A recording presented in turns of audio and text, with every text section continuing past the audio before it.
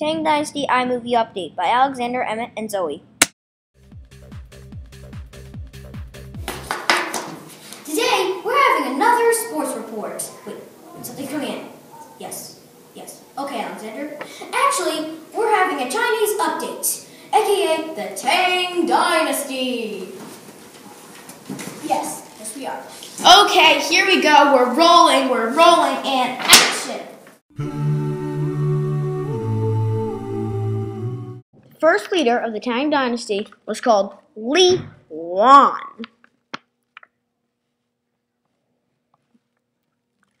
A later empress, Wu Chao, sometimes known as Wu Zetian, was very helpful in the politics of China and their wars against their bordering countries. Xuanzang helped China very much by aiding them in their battles and expanding China. One man named Bai Zhui created a poem called the Song of Everlasting Sorrow. He was a government official.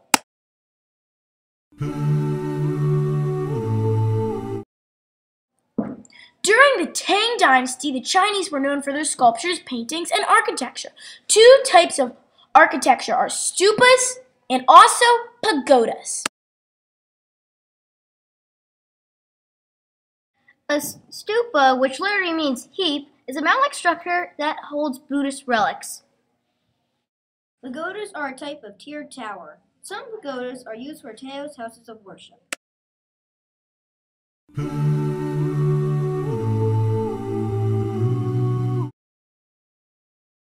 Education was important because if you passed an exam, you could get a good job and elevate in class. Chinese people sculpted lots of horses during the Tang period. They also made paintings. Usually they painted landscapes, known as sha shui. Calligraphy is another type of writing.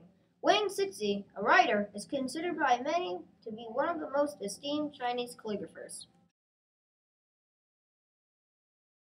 The Tang Dynasty is the one who invented woodblock printing. If they didn't invent printing, the Chinese would have to keep writing and writing.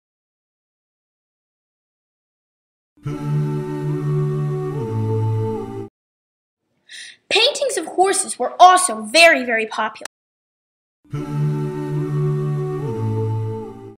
The foods in the Tang Dynasty were mostly chosen because they were easy to get in the areas where people lived. Farmers grew lots of crops. Farmers grew tea, rice, and grapes to make wine. Other new foods like sugarcane came from trading on the Silk Road. The meats they ate were pork, chicken, and lamb. The Buddhists did not eat beef because of their religion. The Chinese learned chess from India. It was a new board game around the time. The Chinese people attended art performances, dances, and theatrical shows. The sports they played in the Tang Dynasty were horse polo, archery, hunting, and tug of war.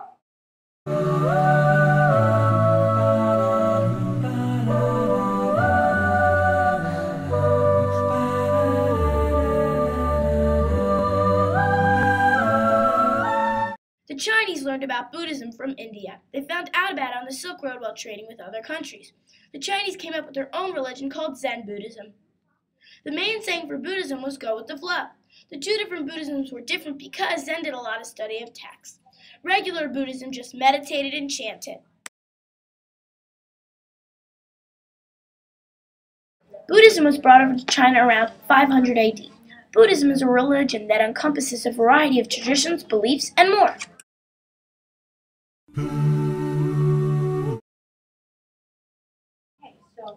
There were many religions and new foods coming in due to travelers who used the Silk Road. The Silk Road extended all the way from eastern China to Rome. The Tang Dynasty was destroyed by a peasant rebellion that overtook the dynasty, so the Song rose to power and took over the Chinese Empire.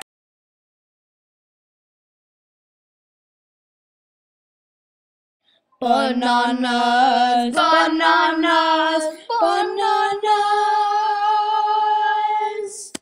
And that's the end of this Chinese update. Cut! That was okay, but we can do better. Really? I thought I did pretty good. Okay, take 37.